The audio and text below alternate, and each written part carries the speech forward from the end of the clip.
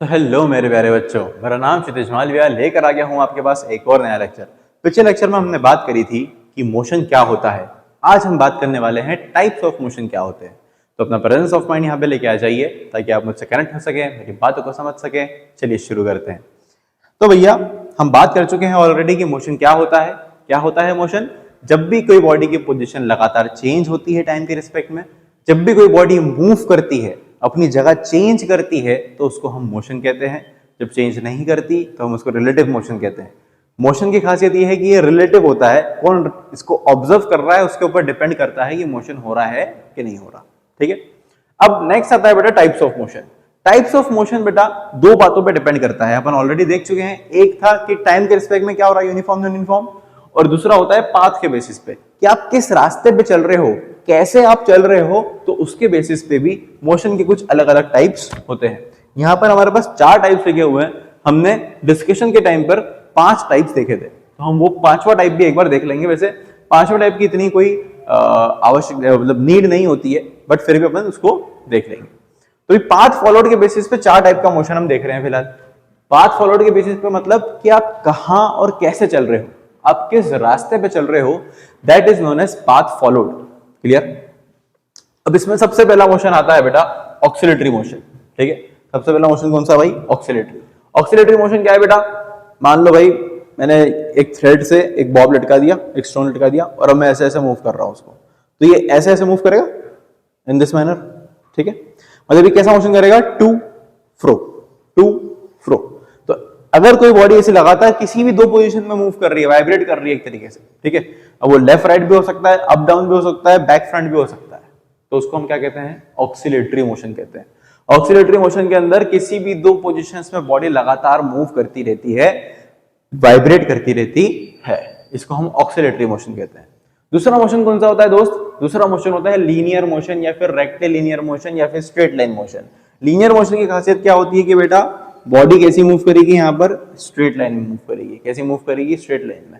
अगर आप सीधे सीधे चल रहे हो मतलब आप कौन से मोशन में हो भाई? रेक्टिलिनियर मोशन में हो। ठीक है, खासियत रेक्टिलिनियर की याद रखिएगा कि यहाँ पे डिस्टेंस और डिस्प्लेसमेंट नाम की चीज सेम होती है रेक्टिलिनियर मोशन में, दोनों ही आपस में अलग अलग कभी नहीं आती, क्योंकि अगर आप सीधे चल रहे हो पीछे नहीं आ रहे हो तो कंडीशन। ठीक है, कंडीशन क्या है कि आप सीधे चलते रहो, पीछे मत आना वापस। ठीक है, नेक्स्ट होता है बेटा रोटेशनल मोशन। रोटेशनल मोशन में क्या होता है बेटा? अपने ही एक्सिस के ऊपर एक ही जगह पे बॉडी गोल गोल घूमे। ठीक है, जैसे कि फैन है, तो फैन का जो मिडिल पार्ट होता है, एक्सेस वाला पार्ट होता है, वो एक ही जगह पे गोल घूमता है ना, that is known as rotational motion. Last one is circular motion. Circular motion में क्या होता है बेटा?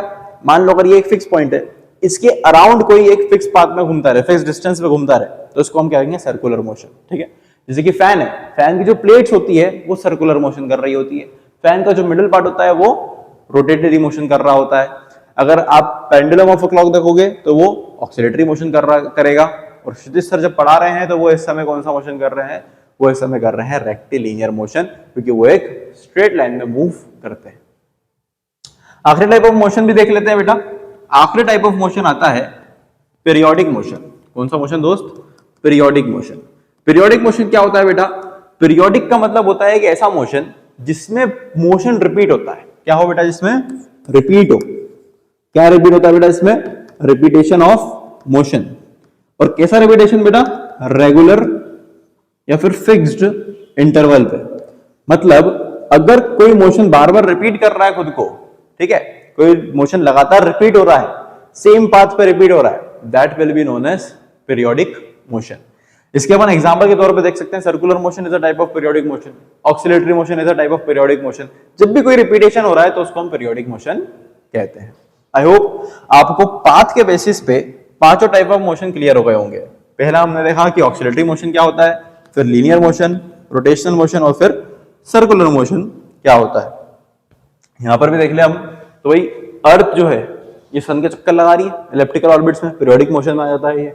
देन कुछ और टाइप्स भी दिए हुए हैं, कर्वीलिनियर मोशन भाई कर्व्ड पाथ में फेंका, oscillatory motion pendulum of a clock, then translational motion वही हमने जो बोला कि रेक्टिलिनियर मोशन, वही है एक तरीके का। क्लियर हो गई इतनी बात? आई होप ये समझ में आ गया होगा आपको अच्छे से। इतने पार्ट में कोई दिक्कत तो नहीं है बेटा किसी को कि मोशन क्या होता है और मोशन के पाथ के बेसिस पे कितने टाइप्स होते हैं? 5 टाइप्स होते हैं। कौन से हमने देखे भैया? ऑक्सिलेटरी, लीनियर, रोटेशनल और सर्कुलर, और पांचवा टाइप देखा हमने पीरियोडिक। नेक्स्ट आगे बढ़ते हैं बेटा यूनिफॉर्म मोशन और नॉन यूनिफॉर्म मोशन पे। आई होप आपको समझ में आ रहा है भाई साहब। कोई भी दिक्कत रहे तो आप डाउट्स बिल्कुल पूछ सकते हैं, ऐसी कोई प्रॉब्लम नहीं है कि आप डाउट्स वगैरह नहीं पूछ सकते मुझसे। तो भाई अब अगला टाइप देखते हैं हम कि टाइम के बेसिस पर, कि टाइम कितना ले रहा है बॉडी मूव करने में, उसके बेसिस पर मोशन कितने टाइप का होता है। टाइम फॉलोड के बेसिस पर मोशन होता है बेटा दो टाइप का, जो हम मेजरली पढ़ रहे हैं, यूनिफॉर्म और नॉन यूनिफॉर्म। यूनिफॉर्म और नॉन यूनिफॉर्म मोशन समझने के लिए बेटा हम एक छोटी सी कहानी समझते हैं, जिससे आपको बहुत अच्छे से समझ में आ जाएगा कि यूनिफॉर्म मोशन क्या होता है और ये नॉन यूनिफॉर्म मोशन क्या होता है। ठीक है, तो भाई कहानी ऐसी है कि भाई मान लो एक बच्चा है रोहन और एक बच्चा है सोहन। क्या कहानी भैया कि सर जी एक बच्चा है रोहन और दूसरा बच्चा है सोहन। रोहन और सोहन। अब भाई साहब रोहन और सोहन की कहानी समझेंगे और हम समझ जाएंगे कि यूनिफॉर्म और नॉन यूनिफॉर्म मोशन क्या होता है। रोहन भाई साहब जो है ये अपने पापा की कार चला रहे हैं बढ़िया, ठीक है। अब इनकी खासियत ये है कि इनकी जो स्पीड है, ये जिस रफ्तार से चल रहे हैं भाई, ये फिक्स्ड है। मान लो ये 4 मीटर पर सेकेंड से चल रहे हैं, ठीक है। और इनकी स्पीड जो है बेटा कांस्टेंट है, चेंज नहीं हो रही है, एकदम सेम स्पीड, कुछ भी चेंज नहीं होना। सामने कोई आएगा तो गाड़ी रोकेंगे नहीं रोहन भैया, एकदम सीधे चलाते रहेंगे। और सोहन भाई साहब जो है ये एक वेरिएबल स्पीड से चल रहे हैं, और वेरिएबल स्पीड क्या है इनकी, फिक्स नहीं है, हमको नहीं मालूम कितनी, ठीक है। यहाँ पे कांस्टेंट नहीं है, इतना याद रखिएगा। तो अब अगर कोई बोले कि रोहन भाई साहब 1 सेकंड में कितना चले, तो आप बोलोगे भैया सर 4 मीटर, क्योंकि 4 मीटर पर सेकंड की स्पीड है। 2 सेकंड में कितना चले, अच्छा बताओ, 4 + 4 8 मीटर। 3 सेकंड में, अच्छा चलो बताओ कितना चले, तो 4 + 4 + 4 4 3 12, ठीक है। 4 सेकंड्स में कितना चले, 16। क्लियर हो गई इतनी बात। मतलब हम कहीं ना कहीं रोहन कितना चलने वाला है इसका प्रेडिक्शन कर रहे हैं बेटा, पहले ही प्रेडिक्शन कर दे रहे हैं, पहले ही प्रेडिक्ट कर दे रहे हैं कि 1 सेकंड बाद कितना चलेगा, 2 सेकंड बाद कितना चलेगा, 3 4 कितना चलेगा। तो सबसे पहले तो हमको ये समझ में आ जाना चाहिए कि रोहन जो मोशन कर रहा है ये एक तरीके का कैसा मोशन है, जो प्रेडिक्टेबल मोशन है, जिसके अंदर स्पीड कांस्टेंट है, जिसके अंदर आप पहले ही बता सकते हो कि क्या होने वाला है, जो लगातार हो रहा है। भैया कैसा मोशन है, कंसिस्टेंट मोशन है ना। कंसिस्टेंट क्यों बोल रहा हूं, रुकेगा क्या, नहीं भाई, कॉन्स्टेंटली चलता रहेगा, ठीक है। तो ऐसा मोशन जिसको आप प्रेडिक्ट कर सकते हो, जिसमें हमारी स्पीड कांस्टेंट है, जो कंसिस्टेंट है, इस टाइप के मोशन को हम कहते हैं मेरे प्यारे बच्चों यूनिफॉर्म मोशन। क्या बोलते हैं इस टाइप के मोशन को, हम यूनिफॉर्म मोशन कहते हैं। यूनिफॉर्म मोशन का मतलब एक ऐसा मोशन जिसके अंदर कांस्टेंट वेलोसिटी के साथ या कांस्टेंट स्पीड के साथ बॉडी मूव करे, प्रेडिक्टेबल मोशन हो, कंसिस्टेंट मोशन हो। याद रखिएगा बेटा 1 सेकंड में वो 4 मीटर ही चल रहा है, ये डिस्टेंस भी वो चेंज नहीं कर रहा, अपनी स्पीड भी चेंज नहीं कर रहा है। ऐसा नहीं कर रहा कि 10 मीटर कर दिया फिर 20 मीटर कर दिया, इसकी स्पीड लगातार कांस्टेंट है। इसीलिए हम कहते हैं भाई साहब कि ऐसा मोशन जिसमें स्पीड कांस्टेंट है, जो प्रेडिक्टेबल है, वो यूनिफॉर्म मोशन है, ठीक है। इसका मतलब अगर मैं सोहन की बात करूं तो सोहन बेटा कैसा मोशन कर रहा होगा, सोहन कर रहा होगा नॉन यूनिफॉर्म मोशन। अब नॉन यूनिफॉर्म मोशन की खासियत देखते हैं। भाई सोहन वेरिएबल स्पीड से चल रहा है, इसका मतलब कभी 2 मीटर पर सेकंड पे चल रहा होगा, कभी 3 मीटर पर सेकंड पे चल रहा होगा, कभी चल ही नहीं रहा होगा, फिर कभी 10 मीटर पर सेकंड पे चल रहा होगा। और ये कुल मिला के ऐसी बात है कि मान लो आप अपने शहर से कहीं और जा रहे हैं, तो रोड ट्रिप करते हुए जाते हैं आप, तो जब हाईवे आएगा तो आपकी स्पीड ज्यादा रहेगी, खराब रोड आएगा स्पीड कम हो जाएगी, भूख लगेगी आप ढाबे पे खाना खाने रुक जाओगे। मतलब आपका मोशन कुछ भी फिक्स्ड नहीं है। अब अगर आपको मैं बोल दूं कि सोहन 10 सेकंड बाद कितना चलेगा, बता पाओगे क्या, नहीं बता पाएंगे। 2 सेकंड बाद नहीं बता पाएंगे, 10 सेकंड बाद, 20 सेकंड बाद, कुछ भी नहीं बता पाएंगे सर, क्योंकि वो वेरिएबल है, वो कुछ कांस्टेंट चल ही नहीं रहा है, तो हमको कैसे पता होगा क्या करने वाला है।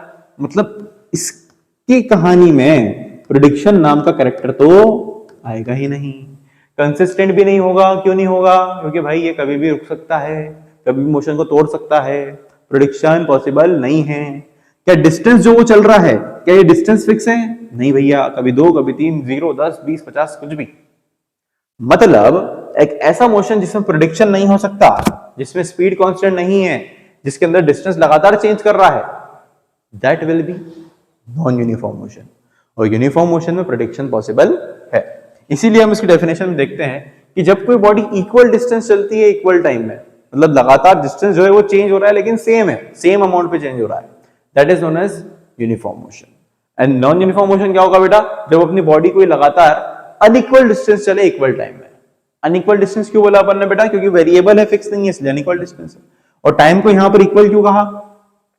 क्योंकि बेटा टाइम तो सेम रफ्तार से चल रहा है, टाइम की रफ्तार आप चेंज थोड़ी ना कर सकते हैं, इसीलिए दोनों जगह इंटरवल ऑफ टाइम सेम रहेगा, याद रखिएगा, बट डिस्टेंस चेंज हो जाएगा। आई बात क्लियर? समझ में आ गई? जब हम डिस्टेंस टाइम ग्राफ का बेटा ग्राफ बनाओगे आप, डिस्टेंस और टाइम के बीच में जब आप इसका ग्राफ बनाओगे तो एक स्ट्रेट लाइन मिलेगी आपको, क्योंकि आप इक्वल डिस्टेंस चल रहे हो इक्वल टाइम में। लेकिन जब आप डिस्टेंस टाइम ग्राफ बनाओगे नॉन यूनिफॉर्म मोशन के लिए, तो ये आपको एक कर्व्ड लाइन हो सकता है दिखे, एक वेज्ड लाइन दिखे, मतलब कैसी भी लाइन दिखे, बट वो स्ट्रेट लाइन नहीं होगी। व्हाई? बिकॉज यहां पर आप अनइक्वल डिस्टेंस चल रहे हो इक्वल टाइम में। क्लियर हो गई इतनी बात? आई होप आपको समझ में आ गया है कि यूनिफॉर्म मोशन क्या है और नॉन यूनिफॉर्म मोशन क्या है। लेक्चर के बेसिस पर हमने जो कुछ भी समझा है, मैं चाहूंगा आप इसके सेल्फ नोट्स बना ले, नहीं आएंगे तो मैं आपको तुरंत जरूर बता दूंगा, उसमें कोई भी दिक्कत नहीं है। नेक्स्ट आता है बेटा कंटिन्यूअस इंक्रीजिंग मोशन। भाई कंटिन्यूअस इंक्रीजिंग मतलब मोशन मतलब स्पीड बढ़े तो ग्राफ ऊपर की तरफ जाना चाहिए, स्पीड कम होगी तो ग्राफ ऐसे नीचे की तरफ आएगा। ये ग्राफ हम जब समझेंगे तो बहुत अच्छे से समझेंगे इसको। अभी के लिए हमको समझना था कि यूनिफॉर्म मोशन क्या है, नॉन यूनिफॉर्म मोशन क्या है। तो भाई जिस मोशन में आप प्रेडिक्शन कर सकते हो वो यूनिफॉर्म है, जिस मोशन को आप प्रेडिक्ट नहीं कर सकते हो वो नॉन यूनिफॉर्म है। यूनिफॉर्म मोशन के अंदर इक्वल डिस्टेंस इक्वल टाइम में चलेगी बॉडी, और नॉन यूनिफॉर्म मोशन में अनइक्वल डिस्टेंस चलेगी इक्वल टाइम में। आई होप आपको समझ में आया हो। मैं क्षितिज मालवी आपके साथ हमेशा बना हूं। वीडियो पसंद आए तो लाइक एंड शेयर जरूर करें, चैनल को सब्सक्राइब करें। Thank you very much.